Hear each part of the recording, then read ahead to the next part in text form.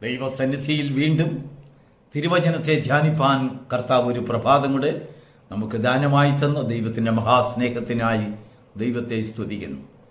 Pentecost Messenger YouTube ചാനലിൽ കൂടെ എല്ലാ പ്രഭാതത്തിലും നൽകപ്പെടുന്ന ഈ പ്രഭാത സന്ദേശം കേൾക്കുന്ന പ്രിയപ്പെട്ടവരെവരെയും ക്രിസ്തുയേശുവിൻ്റെ ധന്യനാമത്തിൽ വന്ദനം ചെയ്യുന്നു. നമ്മുടെ ചിന്തയ്ക്കായി തിരുവചനത്തിൽ നിന്ന് ഒരു വേദഭാഗം വായിക്കാം. ഉൽപ്പത്തി പുസ്തകം 45 അധ്യായത്തിൻ്റെ 26 വാക്യം. തന്നെ കയറ്റിക്കൊണ്ടുപോകുവാൻ യോസേഫ് അയച്ച രഥങ്ങളെ കണ്ടപ്പോൾ യാക്കോബിന്റെ ഹൃദയത്തിൽ ചൈതന്യമുണ്ടായി. Praise the lord. ചൈതന്യമില്ലാതെ മരിച്ചു കിടന്ന ജീവിതത്തിൽ പെട്ടെന്ന് ഹൃദയത്തിന്റെ രക്തധമനികളിൽ കൂടെ പാഞ്ഞൊഴുകുന്ന രക്തപകർച്ച അവന്റെ ശരീരം കോരിത്തരിച്ചു. വർഷങ്ങളായി ഒരു ദുർവർത്തമാനം കേട്ട് മരിക്കപ്പെട്ട ഹൃദയം എന്ന് പറഞ്ഞാൽ മരിച്ച ഹൃദയവുമായി മനുഷ്യന് സഞ്ചരിക്കാൻ കഴിയുമെന്നർത്ഥം. ജീവനുള്ളവരുടെ ദേശത്ത് നടക്കുക, എങ്കിലും മരിച്ചവനെ പോലെ, പ്രത്യാശയില്ലാത്തവനെ പോലെ, ചൈതന്യമില്ലാത്തവനെ പോലെ, എന്തിനോടും ഒരു അകൽപ്പം, ഒരു ഇഷ്ടക്കേട്. ദൈവത്തിന് സ്തോത്രം.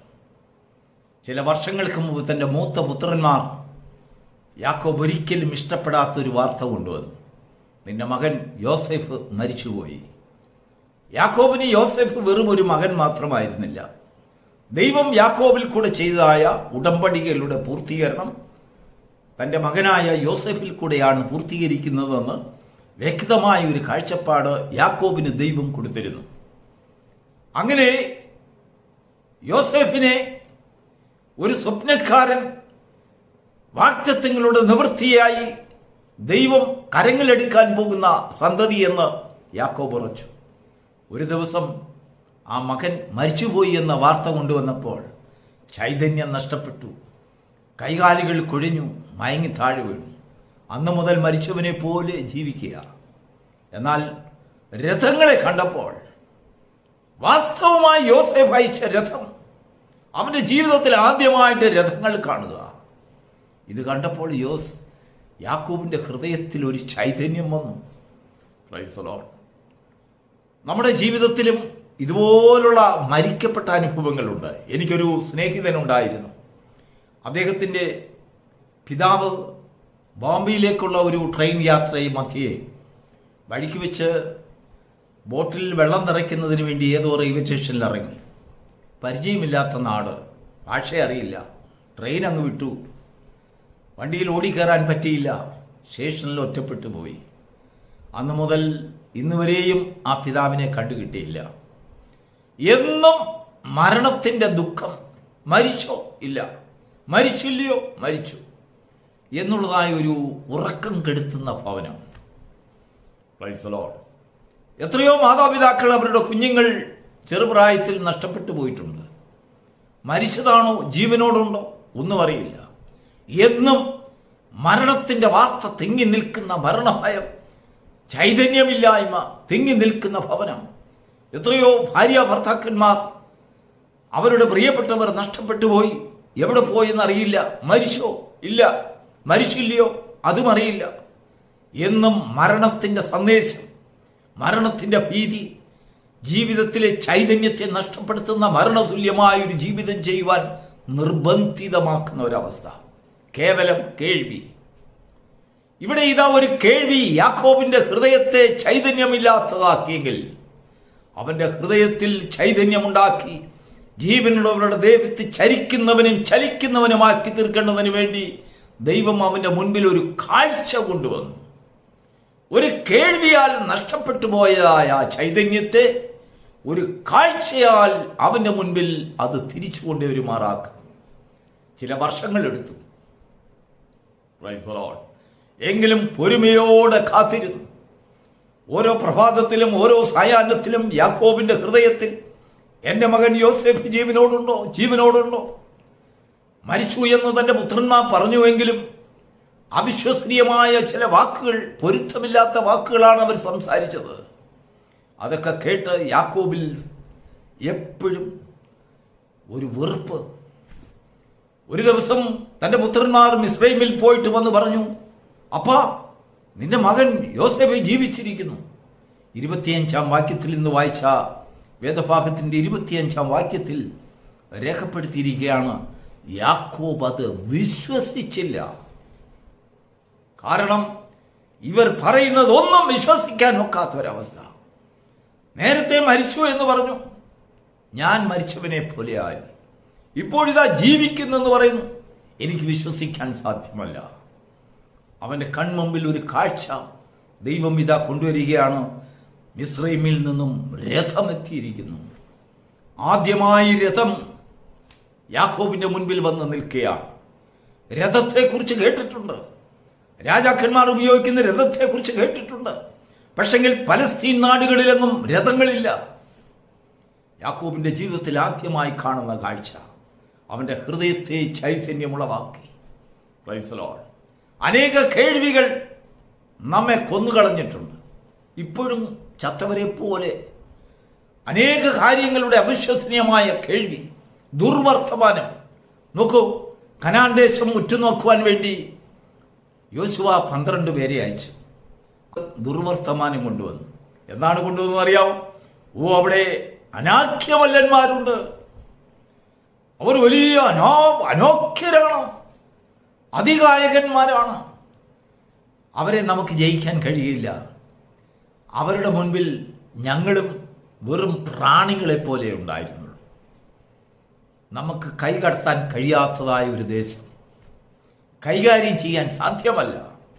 അത് കേട്ടപ്പോൾ ജനങ്ങളുടെ ഹൃദയം ഉരുകി, ചൈതന്യം നഷ്ടപ്പെട്ടു പോയി.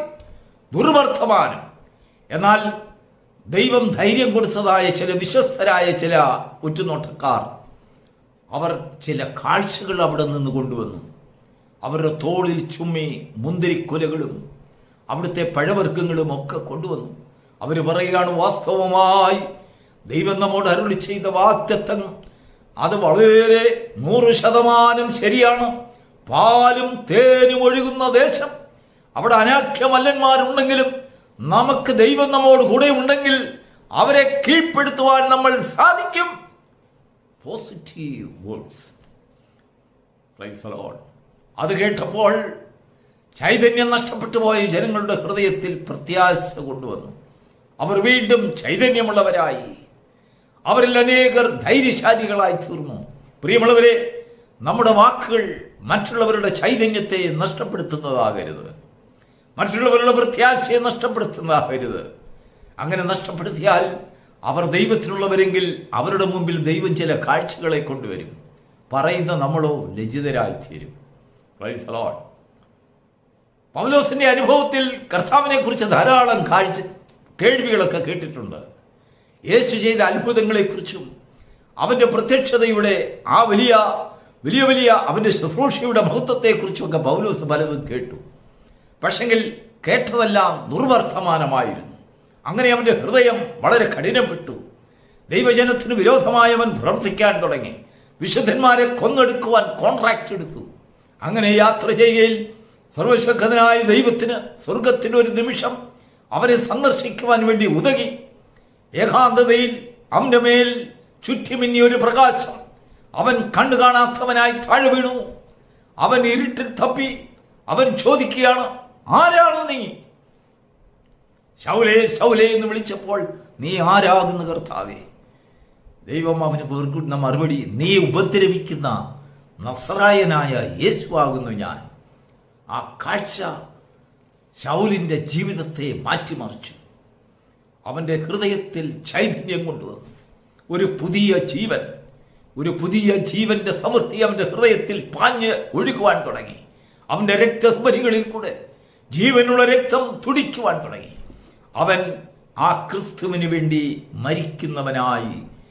മരിക്കാൻ വേണ്ടി തീരുമാനമെടുത്ത ഒരു വ്യക്തിയായി മാറി. നമ്മുടെ മുൻപിൽ ദൈവം ചില കാഴ്ചകൾ കൊണ്ടുവരുമ്പോൾ, അതുകൊണ്ടാണ് അപ്പോസ്തലനായ പൗലോസ് പറയുന്നത്, നിങ്ങളുടെ ഹൃദയദൃഷ്ടി പ്രകാശിച്ചിട്ട്, നിങ്ങളുടെ ഹൃദയദൃഷ്ടി പ്രകാശിക്കുന്നിടം വരെയും ചൈതന്യമില്ലാത്ത ജീവിതമാണ്. കേവലം കേൾവി മാത്രം പോരാ. ഒരു കേട്ടുകേഴ്വിയാൽ നമ്മുടെ ഹൃദയത്തിലെ ചൈതന്യം നമുക്ക് പുനഃസ്ഥാപിക്കപ്പെടുവാൻ കഴിയില്ല. പോരാ, ദൈവത്തെ നമുക്ക് കണ്ടേ പറ്റൂ.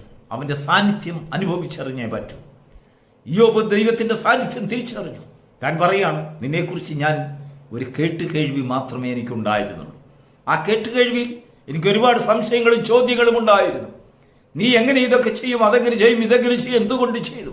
പക്ഷെങ്കിൽ നിന്നെ ഞാൻ നേരിൽ കണ്ടപ്പോൾ എന്റെ സംശയത്തിനെല്ലാം ഒരു വിരാമമായി. ഇപ്പോൾ ഞാൻ കാണുന്നു, എന്റെ സ്വന്തം കണ്ണാൽ കാണുന്നു, സർവശക്തനായ ദൈവത്തിന്റെ സാന്നിധ്യത്തെ തിരിച്ചറിയുന്നു. അബ്രഹാം ദൈവത്തെ കണ്ടപ്പോൾ ദൈവത്തിന്റെ ശബ്ദം മാത്രമല്ല, അവന്റെ സാന്നിധ്യം കണ്ടപ്പോൾ അബ്രഹാം കല്ലിൽ നിന്ന് പോലും സന്തതിയെ ജനിപ്പിക്കുവാൻ ദൈവത്താൽ സാധ്യമെന്ന് അബ്രഹാമിന് മനസ്സിലായി. പ്രിയപ്പെട്ട ദൈവത്തിന്റെ മക്കളെ, നമ്മുടെ ജീവിതത്തിൽ നമ്മുടെ വാക്കുകൾ മറ്റുള്ളവരുടെ ചൈതന്യത്തെ നഷ്ടപ്പെടുത്തുന്നതാകരുത്, മറ്റുള്ളവരുടെ ജീവനെ കെടുത്തുന്നതാകരുത്.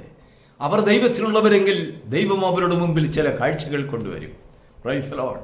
നമ്മുടെ വാക്കുകൾ ചൈതന്യമുളവാക്കുന്ന വാക്കുകളായിരിക്കണം, ആത്മഭരിതമായിരിക്കണം, പ്രത്യാശയെ ഉളവാക്കുന്നതായിരിക്കണം. ഏതൊരു മനുഷ്യനെയും മരിച്ച മനുഷ്യനെ ഉയർത്തെഴുന്നേൽപ്പിക്കുന്ന സർവശക്തന്റെ പരിശുദ്ധാത്മാവ് വ്യാപരണം ഒരു മനുഷ്യനിൽ വ്യാപരിക്കത്തക്കവണ്ണം അവ പോസിറ്റീവായിട്ടുള്ള വാക്കുകൾ സംസാരിക്കുമ്പോൾ നാം വാസ്തവമായി ദൈവത്തിനുള്ളവരായിത്തീരുന്നു. നമ്മുടെ കയ്യിൽ ദൈവം രഥങ്ങളിൽ തരുന്നു. എന്തിനാണെന്നറിയാമോ? ചൈതന്യമില്ലാത്തവരെ കാണിക്കുന്നതിന് വേണ്ടി, അവരെ കയറ്റിക്കൊണ്ടുപോകുവാനുള്ള രഥങ്ങളുടെ പ്രദർശനാത്മക്കളായി നാം മാറുമ്പോൾ ജീവിതത്തിൽ അതാണ് ഏറ്റവും വലിയ ഭാഗ്യം.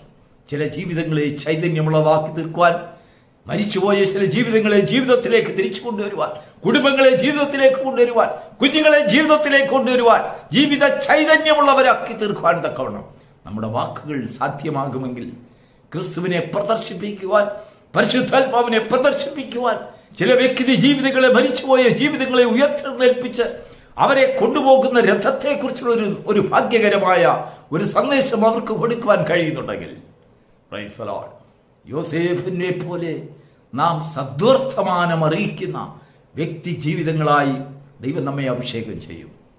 ഈ പ്രഭാതത്തിൽ തിരുവചനത്തിന് മുൻപിൽ നമുക്ക് തന്നെ നമ്മളൊന്ന് ധ്യാനിക്കാം. നമ്മുടെ വാക്കുകൾ മറ്റുള്ളവരിൽ ഒരു ചൈതന്യം നഷ്ടപ്പെടുത്തുന്നതാണോ? മറ്റുള്ളവരുടെ ജീവനെ നഷ്ടപ്പെടുത്തുന്നതാണോ? പ്രത്യാശയെ നഷ്ടപ്പെടുത്തുന്നതാകുന്നു? ഇല്ല, പാടില്ല. അവരിൽ ചൈതന്യം വർദ്ധിപ്പിക്കുന്നതായിരിക്കണം.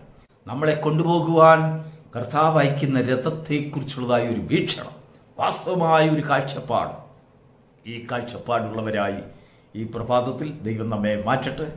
നമ്മെ കൊണ്ടുപോകുവാനുള്ള രഥം, നമ്മുടെ മുൻപിൽ പ്രത്യക്ഷപ്പെടുവാനുള്ള നാളുകൾ ഇതാ അടുത്തടുത്ത് വരുന്നു. നമ്മുടെ ഹൃദയ ദൃഷ്ടി പ്രകാശിപ്പിക്കപ്പെടുന്നുണ്ടെങ്കിൽ അവയെക്കുറിച്ചുള്ളതായ ഒരു വാസ്തവമായ ദർശനം കർത്താവ് നമുക്ക് തരും. God bless you.